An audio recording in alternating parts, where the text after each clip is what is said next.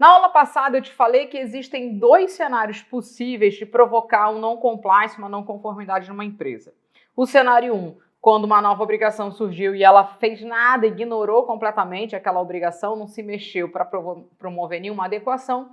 E um cenário 2, onde ela promoveu uma adequação, mas existem riscos operacionais aí nos processos que foram implementados, nos sistemas, enfim, e que de alguma forma podem ocorrer cenários em que existem riscos operacionais ali dentro que podem provocar cenários de descumprimento de obrigações. Nessa aula aqui eu vou falar especificamente do cenário 1, como é que o compliance atua para evitar que esse cenário 1 se concretize, né? Um cenário em que uma nova obrigação veio para a empresa e ninguém se mexeu para provocar essa adequação. A primeira coisa que eu quero trazer para você aqui é que esse cenário 1, ele acontece primordialmente nas empresas que atuam em mercados regulados. Isso porque o mercado regulado, né, existe ali um órgão regulador trabalhando constantemente para criar novas obrigações, novas regras, novas regulamentações em cima daquele mercado, né, para promover aquele mercado. Então, naturalmente, essas empresas precisam de equipes dedicadas a monitorar esses movimentos do órgão regulador para promover essas adequações. E por que eu estou chamando a tua atenção para isso? Porque, em geral, em muitas empresas, essa é a principal atividade da equipe de compliance. Então, tem muita empresa regulada que tem equipes de compliance em que 70% do tempo dessa equipe é dedicada a garantir que a empresa cumpra toda a regulamentação do setor. Aqueles outros componentes lá do mapa do programa de compliance raiz acabam sendo um tanto negligenciados, porque o foco da empresa é cumprir com a regulamentação, é passar de ano nas auditorias regulatórias, é literalmente não ter problema com o órgão regulador do segmento que ela atua. Inclusive, essas vagas, essas oportunidades aparecem muito aí publicadas com o nome de compliance regulatório, risco regulatório. Então, vaga para analista de risco regulatório, vaga para compliance regulatório. Então, sempre quando você lê essas expressões aí nas ofertas de vagas, né, descrição de responsabilidade de cargos, já saiba que o foco é esse trabalho de fazer um monitoramento normativo e promover esses projetos de adequação dentro da empresa. E aí talvez você pense assim, tá bom, Cris, então se eu atuo como um analista de risco regulatório, como um compliance regulatório, significa que a minha atividade vai ser predominantemente monitorar esses normativos e promover esses projetos de adequação? Predominantemente sim, mas não tem que ser só isso. O profissional que assume essa frente de trabalho dentro de uma equipe de compliance, ele tem que ir além disso. Ele tem que literalmente acompanhar os movimentos do órgão regulador. Isso porque antes de uma nova norma entrar em vigor, antes de uma nova regra ser criada, existe muito debate por trás. Os órgãos reguladores eles já vão dando sinal em determinada direção, eles já vão levantando algumas preocupações que eles têm sobre determinados descumprimentos, sobre melhorias que eles entendem serem necessárias ali no serviço que ele regula. Então, você acompanhar o que eu chamo de tempos e movimentos do órgão regulador é que faz você ser um profissional de risco regulatório fora da curva, acima da média, porque você começa a antecipar tendências dentro da empresa. Então, se você é participante ali de um comitê de produtos, por exemplo, você consegue antecipar muito o movimento do órgão regulador. Você já começa, olha pessoal, só vou chamar atenção para vocês pelo seguinte, existe uma forte discussão lá na SUSEP falando sobre incremento de dados cadastrais por conta de fraude. Então você começa a antecipar essas tendências de maneira que quando a norma efetivamente chega, ninguém é pego ali de calça riada, né? Todo mundo já estava meio que esperando aquilo acontecer. Essa é uma frente de trabalho também, você monitorar esse movimento do órgão regulador, mesmo de forma antecipada a qualquer criação de nova regra. O segundo é que quando você faz esse monitoramento muito efetivo, você naturalmente participa da etapa de audiência pública de novas normas. Então, todo órgão regulador, por lei, eles são obrigados a colocar toda a intenção de nova norma em audiência pública. E qual é o objetivo disso? É não ser uma relação unilateral, né? O órgão regulador, ele regula um mercado ele quer que os consumidores daquele mercado sejam bem atendidos, tenham serviços de qualidade, produtos de qualidade, mas ele também precisa dos agentes de mercado, ele precisa daqueles players ali. Então, nada mais justo do que, antes de ficar aí distribuindo regra, é ouvir a opinião desse mercado, né? Para o mercado se posicionar dentro do que a gente entende que é uma nova necessidade e o que o mercado suporta, de que forma o mercado reage àquela obrigação. Então, quando você monitora esse trabalho do órgão regulador, você naturalmente toma conhecimento do momento em que ele coloca determinadas intenções de normas em audiência pública.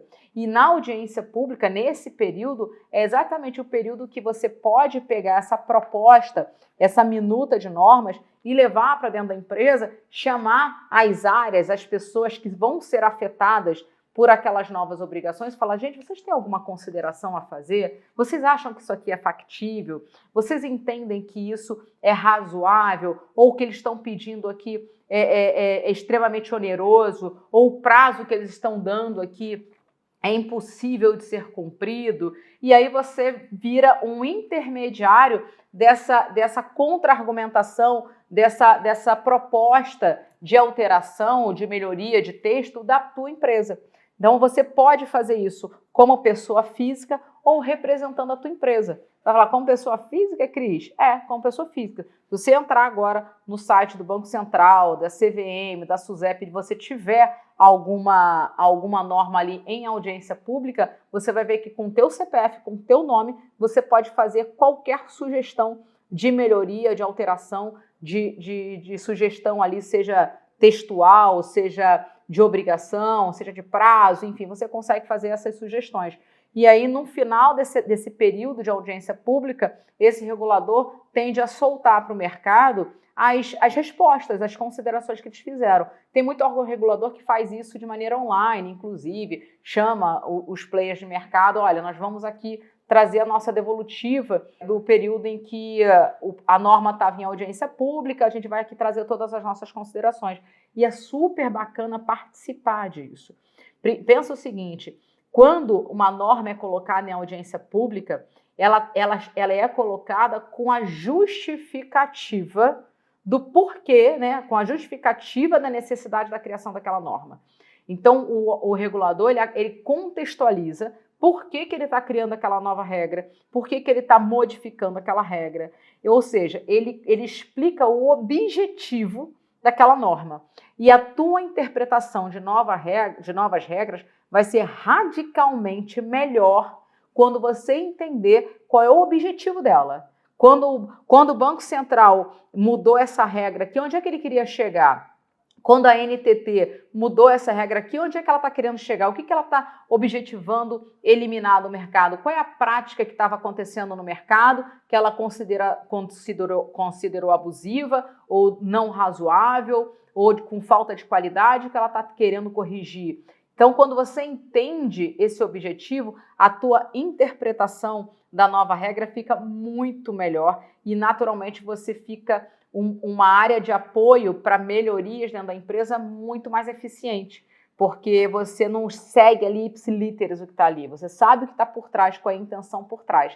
Então, você consegue ter mais argumento para pegar o objetivo da norma e internalizar na empresa de forma que não trave a operação dela, de forma que no final do dia ela consiga atingir o objetivo que aquela norma tinha. Em resumo, você ter pessoal dedicado à parte regulatória dentro de uma equipe de compliance é indispensável para você antecipar tendências, para a empresa poder participar do debate de novas regras, colocar a sua posição e naturalmente não ser tão impactada com uma nova regra sem ter se posicionado, né, sem ter colocado a sua expertise daquele mercado para o regulador, e você consegue criar projetos de adequação muito mais coerentes porque você entende o objetivo daquela nova regra e você acaba conseguindo dar orientações de adequação para a empresa muito mais eficientes. Então, no final do dia, o que o compliance precisa fazer é criar um processo de monitorar normativos,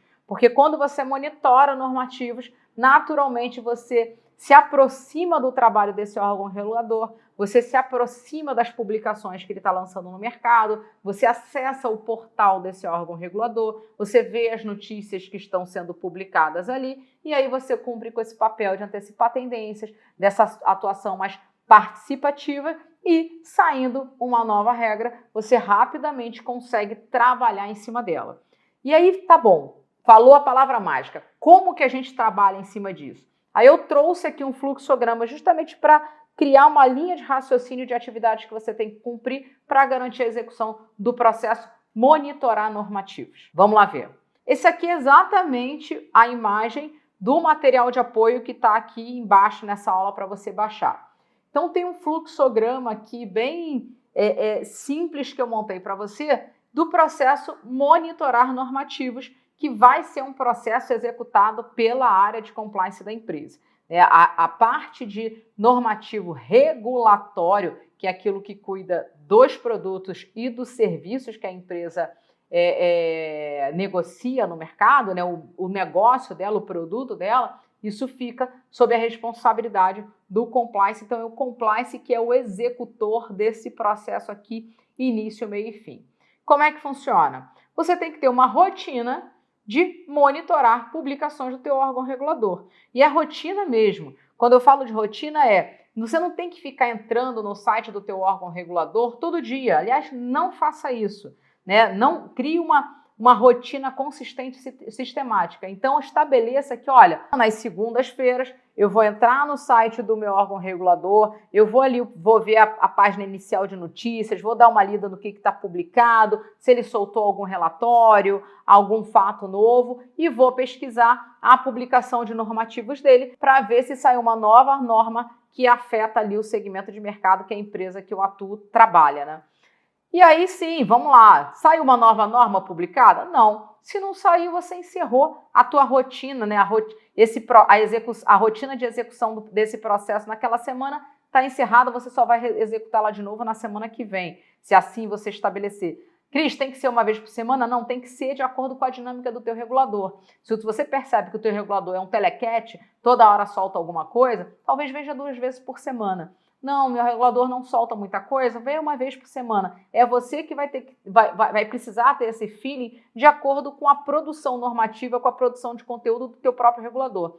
E falando produção de conteúdo, não esquece de seguir o teu órgão regulador nas redes sociais também, tá? Beleza, tem uma nova norma. Aí você vai passar para uma atividade de inventariar essa norma. Inventariar mesmo, né? Criar um inventário normativo que eu vou te mostrar o que é isso aí. Daqui a pouco eu vou abrir essa tabelinha de sugestão de inventário. Depois você passa para uma terceira atividade, que é você analisar a aplicabilidade do produto ou do serviço da empresa. Então, aquela norma, ela é aplicável ao produto da minha empresa? Ela é aplicável ao serviço da minha empresa? Aí você vai falar assim, Cris, possivelmente, né? Porque se é o meu órgão regulador soltando uma nova obrigação para aquele segmento de mercado, então naturalmente vai recair dentro da minha empresa. Não necessariamente, né? A tua empresa ela tem uma variação de produtos ali que pode não cair. Por exemplo, a SUSEP cuida ali de seguros e previdência. Pode ser que a tua empresa trabalhe com previdência, pode ser que não. O Banco Central, ele solta ali legislações, regulamentações em cima de câmbio, em cima de instituição de pagamento, em cima de crédito, e não necessariamente a tua empresa, embora esteja num segmento regulado pelo Banco Central, trabalhe com todos esses produtos, com todos esses serviços. Então, você precisa fazer essa análise de aplicabilidade para aí sim determinar o que é aplicável ou não no negócio da empresa. Aí você vai falar assim para mim, Cris, mas você colocou essa atividade como atividade 3, né? Você já colocou para eu inventariar, ou seja, subir isso numa tabela, num controle, mesmo antes de saber se ela é aplicável ou não. Não seria melhor fazer o inverso e eu só inventariar aquilo que é aplicado? Não sugiro você fazer isso. Sabe por quê? Sabe o que acontece ao longo do tempo? Quando a gente só joga no inventário aquilo que a gente já avaliou e viu que é aplicável ao negócio da empresa, amanhã ou depois essa empresa resolve trabalhar com crédito. Essa empresa resolve trabalhar com previdência. Afinal de contas, ela está no mercado em que ela pode atuar com aquilo ali. Ela simplesmente não tinha no portfólio de produto dela. E aí, para você levantar tudo que é regulamentação em cima desse produto, é uma merda. Você não consegue fazer. Esse é um cenário que já já seria convincente o suficiente para você inventariar tudo. O outro cenário é o seguinte: por mais que aquela norma ali não seja aplicável ao negócio da empresa, em algum momento pode ser que você esteja numa reunião de produtos e alguém fale assim: Cris, mas eu vi a resolução 230 da NTT, da ANS, e a resolução 230 falava sobre determinadas coisas. Você não vai ter tudo de cabeça, não vai. Não acredite na sua memória, porque você não vai ter HD disponível para isso tudo. E embora a gente saiba que a nossa capacidade de HD é imensa, a gente não consegue armazenar tudo isso. Para isso existem controles, né? Para isso existem sistemas. Para armazenar essas informações, para a gente consultar quando for preciso. E a gente usar o nosso cérebro para analisar dados e não para ficar só armazenando dados. Então você vai falar assim: ué, 230? Não, eu não estou sabendo da 230. Ela não, saiu 230, você não está sabendo da 230? E aí o que você vai fazer? Você vai lá no teu inventário, você vai buscar 230, você fala assim: ué, a 230 não está aqui. Sabe o que vai acontecer? Você vai começar a se perguntar: putz, será que eu não vi essa porra? Ou será que eu vi e analisei e entendi que não era aplicável, né, ao nosso negócio, e aí eu estou completamente tranquilo, falando: não, 230, não, a gente viu, não é aplicável não, pode passar batido, passa para a próxima, que essa daí a gente já analisou. Então, você inventariar todas aquelas que podem ser aplicáveis ao negócio. Então, você inventariar todas essas normas, no final do dia é bom, porque se amanhã ou depois você precisar consultar se aquela norma já foi analisada ou não pelo compliance, o inventário ele vai estar completinho. Ele não vai te gerar essas dúvidas. Se não está lá porque eu já analisei e não era aplicável, ou se não está lá porque por algum motivo a gente comeu mosca e não viu. Sacou? Então você ter todas essas normas é super importante num inventário único, de maneira que fique mais fácil de você fazer consultas futuras. Bem, aí você fez a análise de aplicabilidade daquela norma. Bem, ela é aplicável ao negócio da empresa? Não, vida que segue. Encerrei o meu processo por hoje, só vou revisitar ele de novo na data ali que eu defini como rotina dessa atividade na área. Não, tem sim. Existe a aplicabilidade, essa norma é aplicável ao negócio ou produto da empresa. Ok, você passa por uma avaliação de criticidade dessa norma. O quão crítica ela é, o quão urgente a gente deveria olhar para ela, com qual cuidado a gente deveria olhar para a adequação dela, considerando a criticidade dessa norma. E aí eu vou fazer um parênteses aqui rapidinho pelo seguinte: pensa que eu estou falando avaliar. Toda vez que você avalia, você define critérios para determinar um resultado. Pensa na prova que você faz na faculdade. Você faz uma prova, aquela prova já tem determinado quanto vale a questão 1, quanto vale a questão 2, a 3, a 4, a 5. Já tem determinado qual é o gabarito de cada uma dessas questões. Então, ela já tem um critério de avaliação que vai ser aplicado e vai cuspir ali uma nota final, uma avaliação final com base nesses critérios pré-estabelecidos. Então, quando você faz a avaliação de criticidade da norma, nada mais é do que isso: você criar critérios que definam se aquela norma é de criticidade alta, média ou baixa, tá? É diferente de analisar, que é outro papo. Então, pensa sempre que você lê avaliar, é porque você tem critérios por trás que vão te dar um resultado sobre nível de criticidade daquela norma. Aí você vai falar assim: pô, Cris, mas como é que é isso? Calma que a gente vai entrar numa planilha que eu vou te mostrar tudo isso. Eu só quero que você acompanhe comigo aqui o racional desse fluxo de trabalho. Bem, uma vez que você passou pela etapa, pela atividade de avaliar a criticidade da norma, aí você já parte para um processo de avaliar o risco de compliance, que é o que a gente vai falar no próximo módulo, quando a gente entrar exatamente em riscos de compliance, beleza? Aqui a gente vai parar aqui, aí eu vou te mostrar uma sugestão de inventário de normas e explicar cada campo que eu sugiro você alimentar e por que você deve manter aquela informação ali, e aí sim a gente trabalhar em cima das informações que você deve estar inventariando e dos critérios de criticidade que você deve utilizar, beleza? Vamos lá para esse material. Vamos lá, estou deixando aqui esse mesmo Excel, essa mesma tabela como material de apoio anexo a essa aula para você baixar e começar a trabalhar em cima dela. Primeira coisa que eu quero chamar a tua atenção é o seguinte: repara que eu não estou chamando aqui de inventário regulatório, de inventário de normas, eu estou chamando de inventário normativo. E por um motivo muito simples que eu já falei ali na aula sobre normativos internos. A norma é um substantivo que significa a própria regra. O normativo, ele é um adjetivo que caracteriza ali, que dá uma característica a algum documento que determina regras. Então eu gosto de usar a palavra normativo e não só norma, porque eu entendo que ele representa, ele melhor define todos os materiais que a gente pode utilizar nesses controles, tá bom? E por que inventário normativo e não inventário regulatório?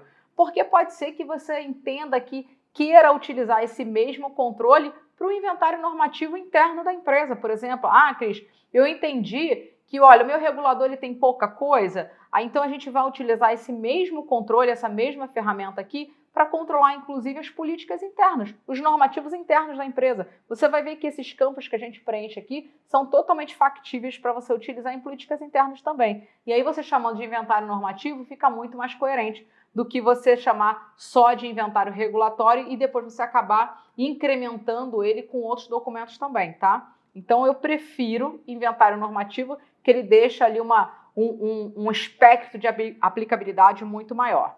Agora vamos aos campos. Eu vou deixar essa coluna B aqui por último, você vai entender por quê. Então vamos lá. A gente tem um bloco aqui chamado informações da norma, como o próprio nome diz, as informações da norma, né? Qual foi a origem dela? Então, se foi o governo federal, se foi o COAF, se foi o Banco Central, se foi a SUSEP, enfim, de onde é que veio esse normativo, né? Quem foi o originador desse normativo? Inclusive, esse preenchimento, esses dados que estão preenchidos aqui, eles são de uma consultoria que eu fiz há pouco tempo sobre adequação de prevenção à lavagem de dinheiro para o mercado de carros de luxo, tá? Então, você vai ver que eu trouxe para cá somente as normas aplicáveis sobre prevenção à lavagem de dinheiro para mercados de veículos de luxo. Eu já fiz esse refinamento e trouxe para cá, porque para esse cliente eu entreguei só isso daqui. O inventário normativo que eu tenho, ele é gigante porque ele tem coisa ali desde o tempo de rococó que eu comecei a trabalhar. Então eu tenho esse inventário gigante e aí eu peguei um trabalho de adequação de prevenção à lavagem de dinheiro para o mercado de bens de luxo. Então eu fui lá, filtrei pelo que são normas de prevenção à lavagem de dinheiro aqui, aí sim eu peguei um rol muito menor, analisei essas normas e falei, olha, o que é aplicável para o mercado de veículos de luxo é esse grupo aqui, e aí transpus para um outro arquivo, aí sim esse arquivo ser entregue para o cliente que me contratou. Cris, por que você não entrega para a gente um inventário histórico que você tem? Porque você vai ficar maluco, só por isso. Tem coisa pra caramba. Tem lixo lá dentro. É óbvio que tem, né? Tem coisas históricas minhas ali. Então não faz o menor sentido eu te entregar um monte de coisa que você vai olhar e falar assim, caramba, nem se eu ficar um ano aqui estudando tudo isso eu vou entender. E você não tem que ficar com essa neura. Você não tem que entrar nesse looping de tentar identificar tudo. Você tem que entrar numa empresa e entender qual é o contexto normativo que ela está inserida, em que órgão, em que segmento de mercado que ela está inserida, e aí buscar a regulamentação aplicável para o negócio dela. Aí você vai falar assim, Cris, mas espera aí, legislação trabalhista pega em todas as empresas, né? Não é só bens de luxo, não é só banco, não é só área da saúde, né? Legislação trabalhista é legislação trabalhista. Só que a legislação trabalhista não vai estar no seu inventário normativo do compliance. Lembra do que a gente viu lá na ISO 37301? Quem é o responsável por garantir o compliance dos processos, dos temas da sua responsabilidade? A direção. Então, quem tem que ter um inventário normativo da legislação trabalhista é o RH. É ele que tem que ter. Então, é essa disrupção que a gente precisa fazer e um monte de profissional de compliance que acha que tem que entender disso tudo. Não vai entender disso tudo. Porque se você acha que você precisa entender de legislação trabalhista, você vai precisar entender de legislação tributária também. Você vai ter que entender de legislação societária também. Porque essas outras áreas vai falar assim, ué, pô, você está fazendo esse controle em cima da legislação trabalhista, faz da minha também. Eu que sou societário, começa a monitorar também as novas publicações que saem, as novas regras que saem sobre questões societárias e monta um inventário desse. Entendeu como é que é insustentável? O compliance, ele olha para regulatório quando a empresa está no universo regulado. Aí você vai falar assim para mim, Cris, para tudo, mentira sua, você está surtando, porque a gente tem um caso super recente aí chamado LGPD, que em grande maioria das empresas ficou sob a responsabilidade do compliance. E ficou. E está certo ter ficado. Sabe por quê? Existia um dono desse assunto na empresa? Alguma empresa estava preparada para um trem novo como esse? Não. É diferente de você ter uma legislação trabalhista, que existe uma diretoria praticamente em todas as empresas ou uma liderança responsável por esse tema dentro de uma empresa. Da mesma forma que toda empresa tem um contador, né? Seja ali dentro, seja uma empresa terceira contratada. É diferente. Então, quando você tem novas obrigações que chegam no mercado, que você olha para dentro da empresa e fala assim, caramba, na verdade, isso aqui está criando algo novo para o universo das empresas. As empresas realmente não tinham previsibilidade disso aqui acontecer. Não existe um dono, existe um universo de pessoas que vão ter que se juntar para fazer com que a LGPD, com que a empresa esteja aderente à LGPD. Tão simples quanto isso. Então, o compliance, ele olha para aspectos regulatórios e essas outras legislações que surgem que não têm uma direção, não tem uma liderança responsável por isso dentro da empresa. E aí, da mesma forma que eu te dei o exemplo da LGPD, eu posso te dar o exemplo agora que saiu também da CIPA, que é a lei Empresa Mais Mulher, que estendeu a responsabilidade da CIPA para prevenção a casos de assédio, a prevenção a assédio também. Então, num primeiro momento, é uma coisa completamente nova. Quem movimentava esse assunto de assédio dentro das empresas era o compliance. Então, nada mais natural que o compliance pegar esse assunto, trazer para dentro da empresa e ele sim inventariar isso no inventário normativo e cuidar desse projeto de adequação como um todo. Mas você não tem que fazer isso em toda legislação que cai numa pessoa jurídica aqui no Brasil, porque a gente não ganha para isso e você vai enlouquecer e não vai conseguir fazer isso, tá? E aí, dando esse exemplo da LGPD, mais uma vez é o fundamento que o inventário normativo fica muito melhor aplicado essa expressão do que a gente falar de inventário regulatório, porque a LGPD, por exemplo, não é uma regulamentação de segmento de mercado. Foi uma lei que surgiu pegando todo mundo de qualquer segmento. Beleza? Então, seguindo aqui, a origem da norma, né? Fiz toda essa volta aqui para contextualizar a origem da norma. O tipo de norma, então, é a hierarquia mesmo. E você ter essa hierarquia é importante, porque, por exemplo, aqui a gente vai ver, ó, que a gente tem várias regulamentações do COAF, tá vendo? E aí, quando você estudar a hierarquia normativa do teu órgão regulador, você vai ver que tem uma coerência para isso aqui. Então, a instrução normativa, como o próprio nome diz, é só uma instrução. Em geral, é como você faz alguma coisa. Então, por exemplo, aqui, ó, essa daqui, instrução normativas. Qual é a ementa dele? Ó? Critérios de dispensa de obrigações de PLD-FT. Ele te explica quais são os critérios e como você pede a dispensa sobre obrigações de PLD-FT. E essa possibilidade de dispensa, com certeza já existe em alguma outra norma acima. Então, alguma norma acima criou o cenário da possibilidade de uma empresa pedir dispensa dessas obrigações e aí veio uma instrução normativa aqui e falou, olha, tá vendo isso aqui, essa possibilidade? A forma como você faz é essa daqui. A instrução é essa. Então, existe essa hierarquia e você vai conhecer essa hierarquia dentro do teu regulador. Já existe até uma padronização de mercado, mas eu não vou falar sobre isso agora, não. Existe, em 2019, saiu um decreto criando uma rigidez dessa hierarquia, porque cada uma tinha o seu, era super difícil a gente trabalhar. Hoje em dia, o universo está bem melhor.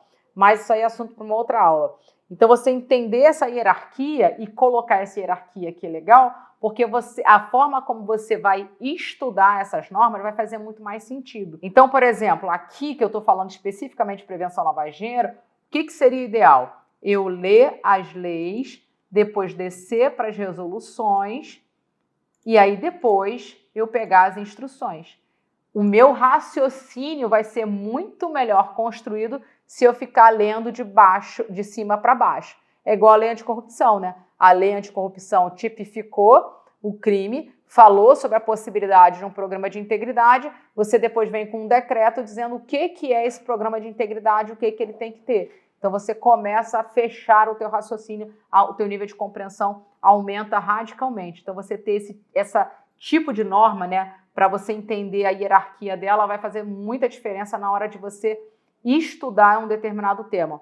Porque às vezes surge uma nova norma sobre um mesmo tema que você já tem inventariado e às vezes para você entender você precisa ler alguma anterior. Né? Então o COAF soltou mais alguma coisa aqui sobre PLD. Às vezes eu ler só aquela ali que acabou de surgir me gera uma série de dúvidas. E aí quando eu consigo fazer esse filtrar aqui por tema, né, deixa eu pegar tudo que eu tenho aqui sobre PLD, eu pego e eu consigo criar esse raciocínio lógico e essa nova obrigação ser muito mais compreensível.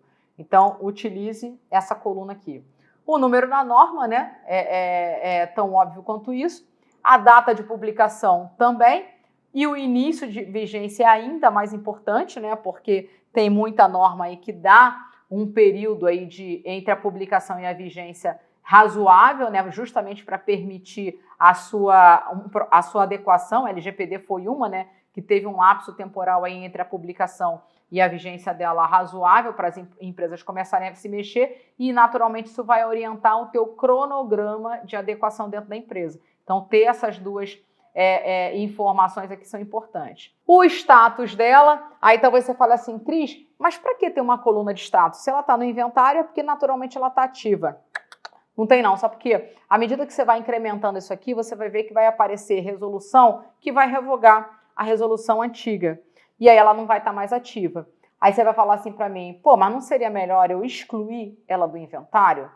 Eu não recomendo, por conta exatamente daqueles cenários que eu já te falei. Em algum momento, você pode precisar recuperar essa informação ou alguém pode questionar alguma coisa e aí você vai catar no teu inventário, aquela linha não vai estar lá e sempre vai te gerar uma dúvida do porquê que esse negócio não estava inventariado. Será que eu apaguei porque ela não está mais vigente? Será que eu esqueci, ela nunca existiu aqui? Então a minha sugestão é você ter uma coluna de status e se por acaso alguma norma aqui for revogada, você vir aqui e mudar ela para revogada.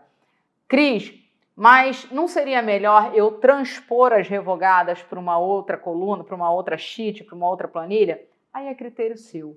Se você trabalha num segmento de mercado em que o teu inventário normativo está ficando insustentável, gigante, remaneja isso, joga isso para um arquivo morto, mas não elimina essa informação. Deixa ela guardada de forma de fácil recuperação e pesquisa, que eu posso te garantir que em algum momento você vai precisar recuperar, você vai precisar repesquisar esse histórico para acalmar o teu coração, para ter certeza que nada passou batido. Bem, aqui a coluna de aplicabilidade, né, que foi aquilo que a gente falou, o que é aplicável ou não, então inclusive os não aplicáveis, eles entram aqui no inventário. Aí a gente vai para a coluna tipo de obrigação, que eu coloquei aqui no comentário para você ver como sugestão. Nova norma ou alteração de norma vigente. Aí você fala assim, pô, Cris, faz sentido você ter esse tipo de coluna, esse tipo de informação? Faz pelo seguinte, o que comumente acontece? Imagina o seguinte, você teve aqui essa resolução 40, saiu com um monte de aprovação, uma norma nova. Aí um ano depois, sai uma outra resolução, número 50, e que bota assim, aí quando você vai olhar na ementa, tá assim, altera a resolução 40, Ou seja, foi uma norma que ela só vem alterar aquela norma anterior. E aí, sabe o que você tem que fazer? Você tem que voltar nessa norma anterior, essa 40 aqui, e rever ela com as alterações. Porque se essa nova que veio só alterou essa anterior, em algum momento você não precisa nem trabalhar com ela, porque ela só veio documentar que essa daqui teve uma alteração. Então, você nem precisa necessariamente trabalhar com ela, o que você vai precisar é trabalhar com essa nova, com essa alteração agora. Percebe? Então você inclui ela no inventário para você saber que você mapeou, que teve essa alteração, que saiu essa nova resolução alterando, mas você sabe que o tipo de obrigação que ela traz foi só uma alteração de uma obrigação que existia anteriormente. Né? E aí você, na verdade, trabalhou naquela obrigação de na norma daquela obrigação de origem e não em cima dessa alteradora. Tá bom? Isso super funciona, isso no dia a dia facilita demais o trabalho. Bem, a próxima coluna, tema, assunto, processo, enfim, como você melhor compreender esse tema. Então, aqui a gente acaba tendo tudo de prevenção à lavagem de dinheiro e financiamento do terrorismo, porque era o objeto desse trabalho. Mas você tem aqui, por exemplo, cadastro no COAF. Então, essa instrução aqui, ela não fala nem da minha obrigação de PLD-FT propriamente dita, ela fala do meu cadastro no COAF. Ela me orienta, ela me dá uma instrução de como eu faço o cadastramento da empresa lá no COAF. E aqui, né, então, o tema, o assunto, o processo, o objetivo é esse. E a ementa reduzida, né, simplifica ali o que está lá na ementa da nota, simplifica aqui só para você ter uma forma de pesquisar mais rápida e você saber exatamente o que é essa norma. Então, por exemplo, aqui, ó, nessa lei, eu coloquei, ó, tipificação do crime de lavagem de dinheiro. Então, é uma lei que foi só tipificar o que é considerado crime de lavagem de dinheiro. Essa resolução aqui do COAF foi exatamente aqui, incluiu bem de luxos na obrigação de fazer PLD-FT, na obrigação de fazer prevenção, lavagem de dinheiro e financiamento do terrorismo. Essa daqui já é a que tipificou o crime de terrorismo, tá vendo? Então, de maneira simplificada, eu pego aquela ementa que está lá na norma, né? Para que a norma se aplica, porque ela foi criada, e faço uma versão reduzida dela aqui, de maneira que eu bata o olho e falo, bem, isso aqui fala sobre isso, essa daqui fala sobre isso, essa daqui fala sobre isso. Isso aqui no dia a dia facilita demais. E aí, naturalmente, se aqui eu tivesse um tipo de obrigação como alteração, eu aqui teria na ementa a alteração dos critérios de dispensa contidos na Instrução Normativa 6, a alteração dos critérios de classificação de PEP contidos na Resolução 40, a alteração das obrigações de políticas e procedimentos existentes na Resolução 36.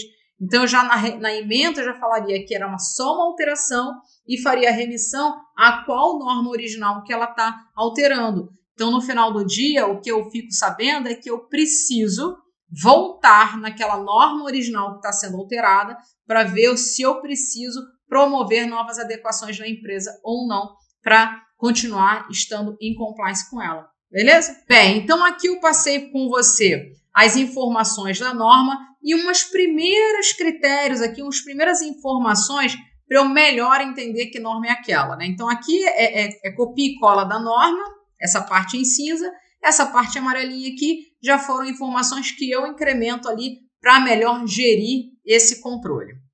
Aí a gente parte lá no processo, eu inventariei, né? Eu estou aqui, ó, já inventariei, já coloquei lá, fiz a análise de aplicabilidade, já estudei aquela norma ali, falei, opa, é aplicável, já coloquei lá como aplicável e aí eu vou seguir o fluxo. Antes disso, deixa eu só fazer uma ressalva aqui.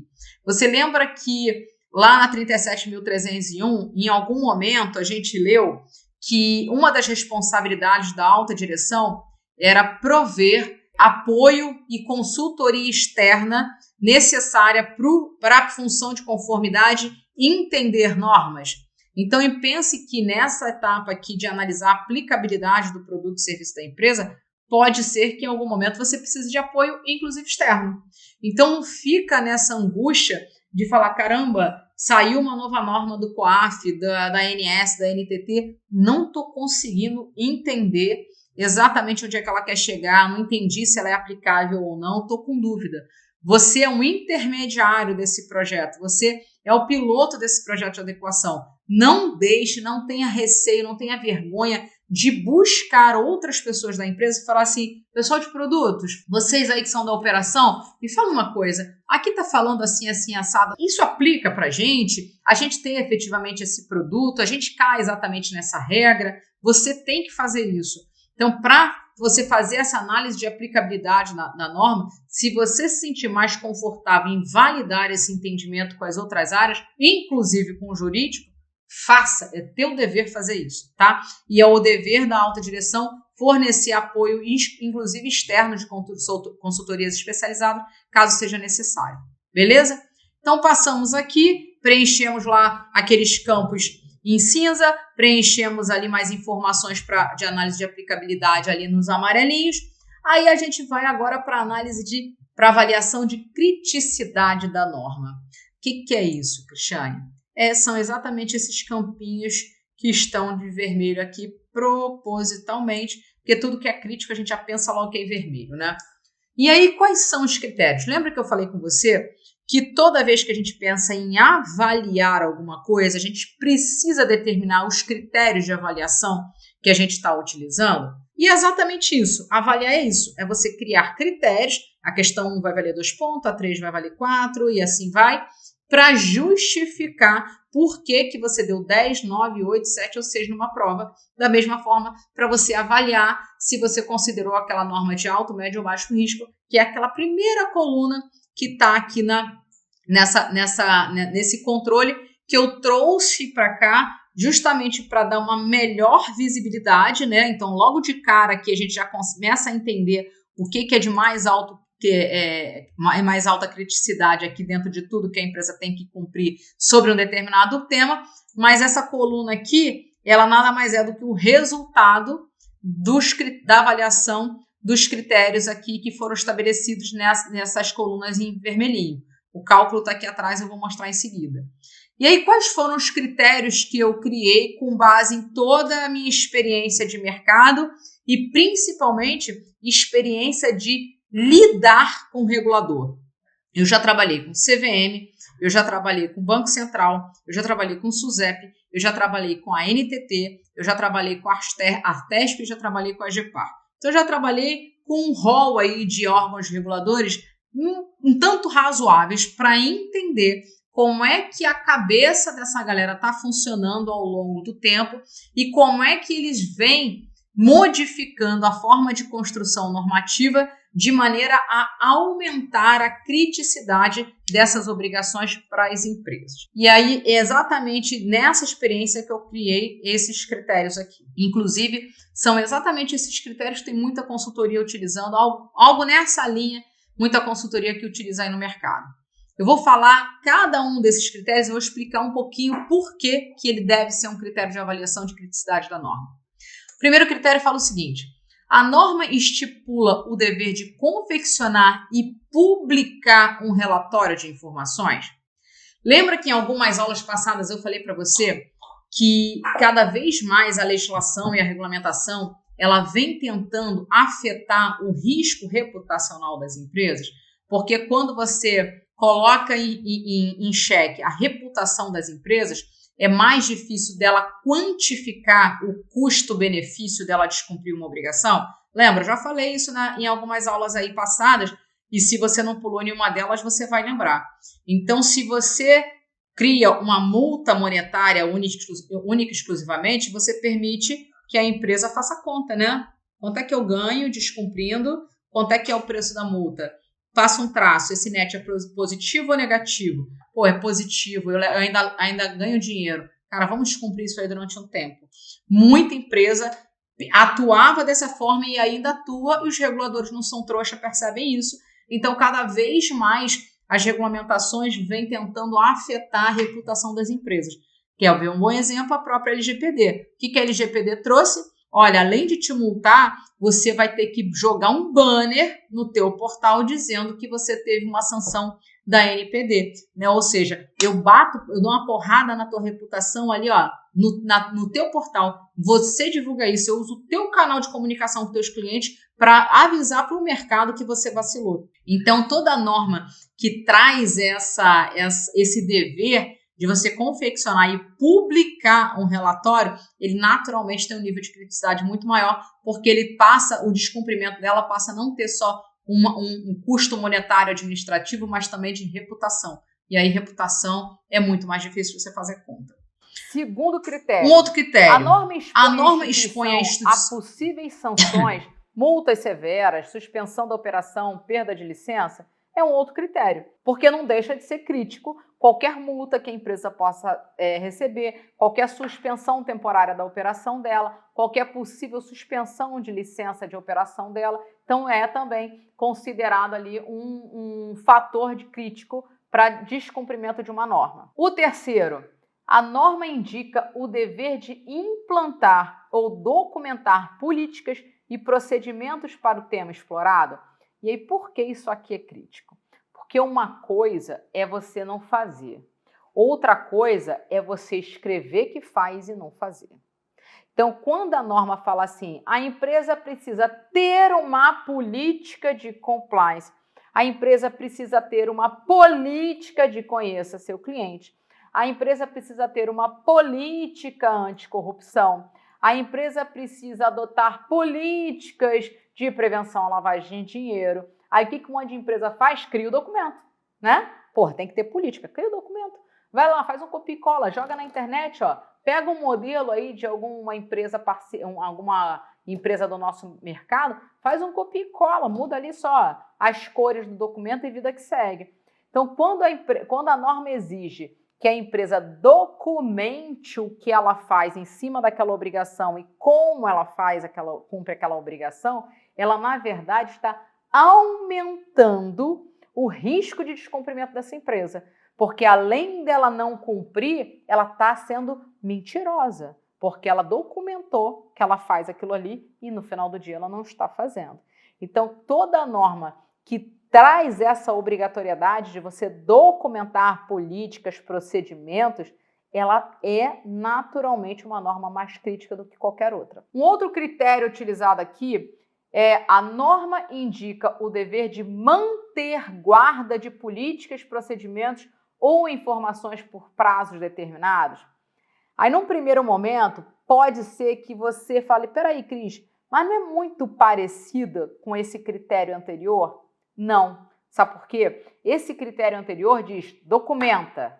Esse critério aqui, ó, da coluna aqui, fala guarda. E quando eu falo guarda, eu digo o seguinte, guarda esse documento que você está produzindo hoje, porque se eu te pedir ele daqui a 4 anos, eu tenho que ter certeza que o documento que você está me mostrando é aquele de 4 anos atrás e não o que você produziu ontem para me apresentar. Porque a verdade é que era isso que acontecia no mercado. Então, um monte de empresa não produzia os documentos que eram exigidos em muitas normas, política, relatório, um monte de coisa. E aí, quando batia a auditoria, fazia aquele documento a toque de caixa, aí a auditoria falava assim, mas peraí, essa era a política que estava vigente? Era, mas não tem assinatura de ninguém, não tem aprovação, como é que você me comprova que ela de fato foi aprovada naquela data? Aí falava assim, tá aqui, ó, na data aqui no final do documento, a data que você acabou de colocar no Word. Então, percebe que quando o órgão regulador exige que você guarde essa informação por um determinado tempo, guarde esse documento, esse registro por um determinado tempo, não é simplesmente você guardar, é você guardar de uma forma que, se você precisar apresentar, não exista dúvida de que essa versão que você está apresentando era exatamente a versão vigente daquele período que ele está solicitando, tá? Então, quando você tem essa obrigação de guardar a informação, o nível de criticidade da norma aumenta radicalmente. Vou te dar um outro exemplo. Imagina que uma norma sobre cadastro de cliente fale, olha, você precisa guardar essa informação por até 5 anos. E esse prazo começa a contar da data de finalização da conta corrente desse cliente. Então, enquanto esse cliente é teu cliente, esse prazo de guarda não está sendo contado. Cliente encerrou a conta, você ainda tem a obrigação de guardar esse cadastro por até 5 anos, porque se eu te pedir, você vai ter que me entregar esses dados cadastrais fiéis da forma como eles foram interrompidos ali no final da forma como eles estavam registrados no final do relacionamento que o cliente teve com você, que foi quando iniciou essa contagem de prazo de guarda. Pense que, quando você tem essa obrigação, não basta você ter um cadastro que guarde essa informação. Você tem que ter processos adicionais que garantam que, na hora que encerrar essa conta, eu travo essa informação aqui e essa informação não pode mais ser alterada, porque é um retrato que eu tenho daquela data ali do encerramento, porque passa a contar um prazo de guarda daquela informação, que é o que a gente chama de garantir a integridade, a confidencialidade e a disponibilidade da informação. Ou seja, ela está íntegra, ninguém mexeu, ela é confiável, ela não pode ser alterada ali, né?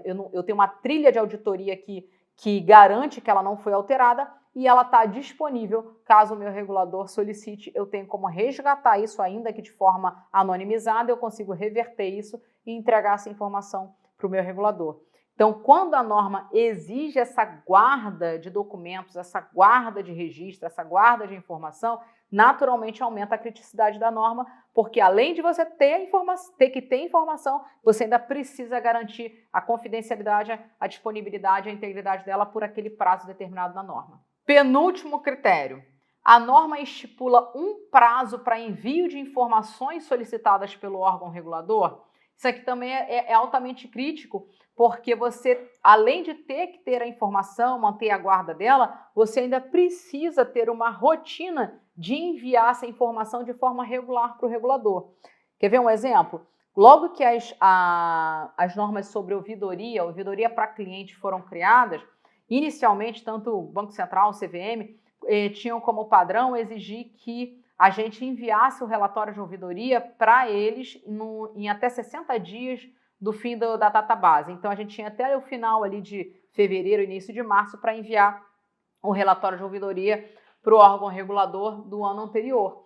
Então, percebe que não bastava eu ter que ter os protocolos dos atendimentos, ter a guarda desses registros, ter todas as evidências dos atendimentos que foram realizados, bonitinho, papapá. Eu ainda tinha que enviar informações, dados quantitativos e qualitativos para o Banco Central em determinado prazo.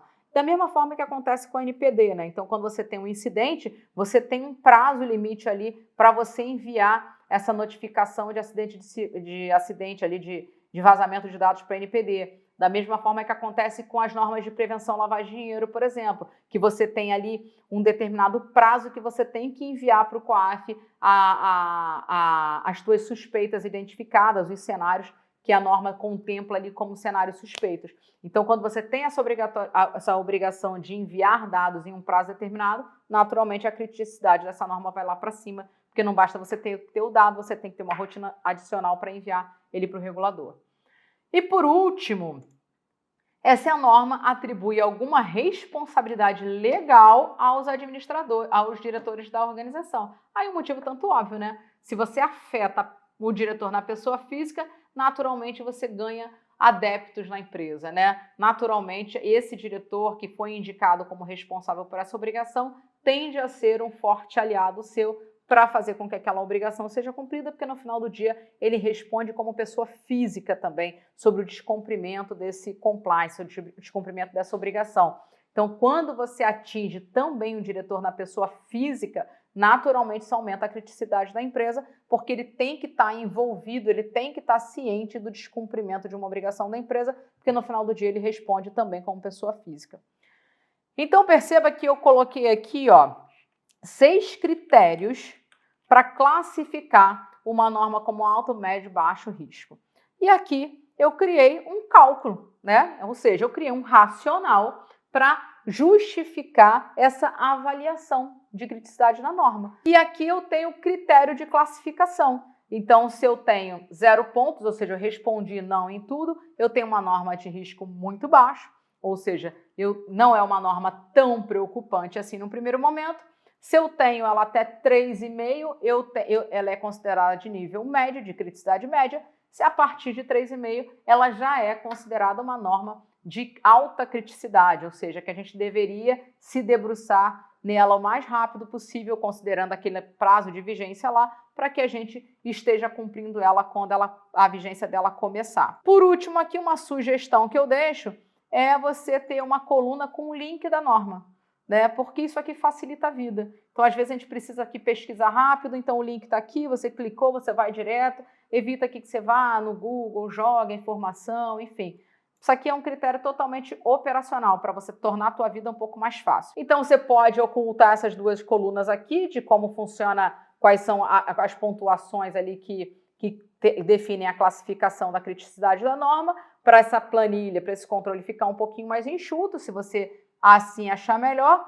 Você deixa aqui quais são os critérios que você utilizou para avaliar a criticidade da norma ou não, e você traz para cá, nada mais é do que um espelhamento, né, daquela última coluna que está lá de criticidade da norma. Você traz um espelhamento para cá que tem aqui uma formatação condicional só para te saltar os olhos, né? Então, o que é vermelhinho naturalmente é o alto, o amarelinho é o médio e o verdinho é o baixo. Então, você, de maneira muito visual, você consegue entender que, olha, quando eu filtro aqui por tema, o tema prevenção lavagem de dinheiro, existem 3 normas que caem aqui para a empresa que são de alta criticidade. Então, quando eu tiver que olhar as obrigações que estão dentro dessa norma, eu vou olhar essa primeiro, porque elas são mais críticas. Então, primeiro a gente olha elas têm que ter essa visão, né? Visão de criticidade, para a gente saber o que a gente prioriza.